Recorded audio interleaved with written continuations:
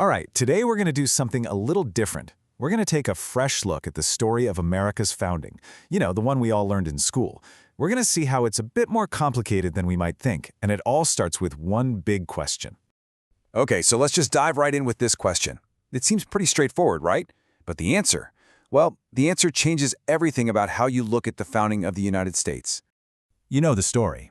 The myth is all about Columbus discovering this new world, like it was just sitting there, empty, waiting for him.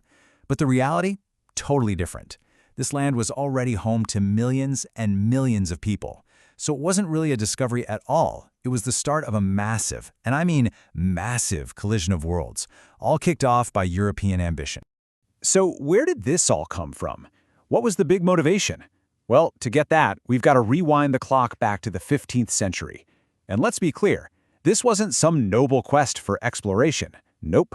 This was a high-stakes, cutthroat race for money and power. It all started with a huge problem for Europe: trade. See, in 1453, the Ottoman Empire took over Constantinople, and just like that, the main land route to Asia and all its valuable spices was cut off. It was a huge deal. So they needed a new way to get there. Portugal started looking for a route around Africa, but this one Italian guy, Christopher Columbus, he had a crazier idea. He went to Spain and said, hey, what if we just sail west to get to the east? And well, they bought it. Now here's a detail that gets glossed over all the time. Columbus never actually made it to what we now call the United States. Not once. He landed in the Bahamas, and he was absolutely convinced he was in the East Indies. That's why he called the people he met Indians. It was a total geographical blunder, but that name, it stuck around for hundreds of years. So that first contact, that big mistake, it was like opening the floodgates. What came next was one of the biggest movements of people in all of human history. It was an event that was going to change the face of this continent forever. So why did they come? All sorts of reasons. People were running from wars, religious persecution, or they were just looking for a better life, a chance to make some money. The Spanish set up the first permanent European settlement down in Florida, but we have to talk about the other side of this coin, the really dark side, because alongside all the people who chose to come here, hundreds of thousands of Africans were captured and dragged here against their will, forced into slavery. And that brutal reality, it's woven right into the fabric of America's foundation. And if you want to understand just how massive this change was, look at this number. The population in the colonies just exploded. We're talking about going from about 250,000 people in 1690 to 2.5 million just 100 years later. Think about that. That's a 10x increase in just a few generations. It's just staggering. Now, this massive growth didn't lead to one big, happy family. Instead, you got 13 completely distinct colonies, each with its own vibe, its own economy. And here's the key part. They got really used to running their own shows. I mean, they were an entire ocean away from Britain. They started to see themselves as separate, as different. And that growing sense of independence, well, you can probably guess that it was going to lead to some trouble down the road. And that's exactly what happened. This new colonial identity was on a collision course with the British Empire. You see, as the colonies grew up, their relationship with the mother country started to crack, and it was all because of two things: money and control. The big turning point was a conflict called the 7 Years' War. It was this massive global war. But for our story, the important part happened right here in North America between Britain and France. Britain came out on top, and they got a ton of new land from the French. But winning was expensive. It left the British Empire with a mountain of debt. So how does a giant empire pay off a huge war debt? Well, Britain looked across the Atlantic and said, the American colonies can pay for it. And just like that, a whole wave of new acts and taxes came down. It felt like Britain's grip was getting tighter and tighter. Suddenly, colonists were paying taxes on everything from sugar to newspapers. They couldn't even print their own money, and they were forced to let British soldiers live in their homes. It was a lot, all at once. And this simple phrase, no taxation without representation, gets to the absolute heart of the problem. Seriously, this is the key. It was never just about the money. For the colonists, it was about a core principle. How could a parliament, thousands of miles away, where they had absolutely no voice, no vote, just decide to tax them? They felt like their fundamental rights as English citizens were just being completely ignored.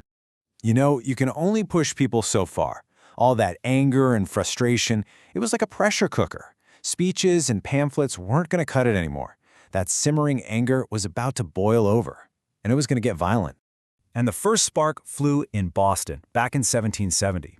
A confrontation between some British soldiers and a crowd of colonists got out of hand, and the soldiers opened fire. It was instantly named the Boston Massacre, and that name alone tells you everything. It became this potent symbol of British oppression, and it just fanned the flames of rebellion everywhere. In the end, 5 colonists were killed.